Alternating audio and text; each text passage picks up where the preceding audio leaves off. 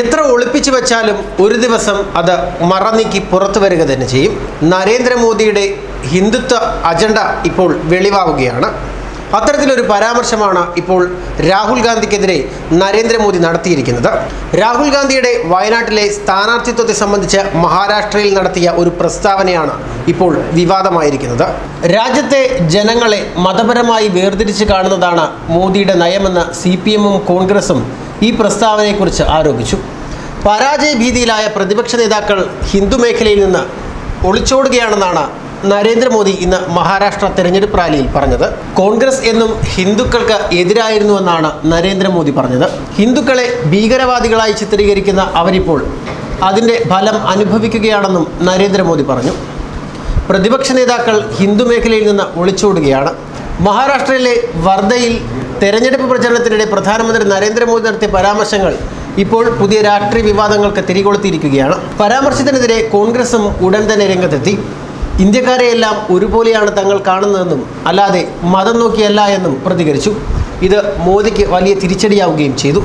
നരേന്ദ്രമോദിയുടെ പ്രസ്താവന പരിശോധിച്ച് നടപടിയെടുക്കണമെന്ന് കോൺഗ്രസ് വക്താവ് മനീഷ് തിവാരി ഡൽഹിയിൽ പറയുകയും ചെയ്തു.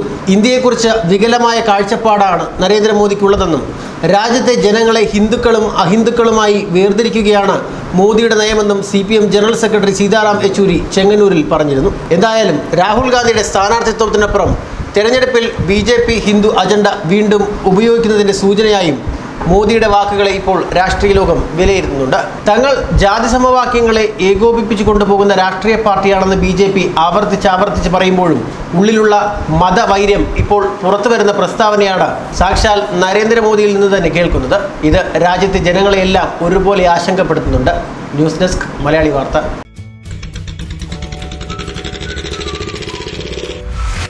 മലയാളി വാർത്ത മണ്ഡലം ചുറ്റും വാലിബൻ sponsored by ideal trading company.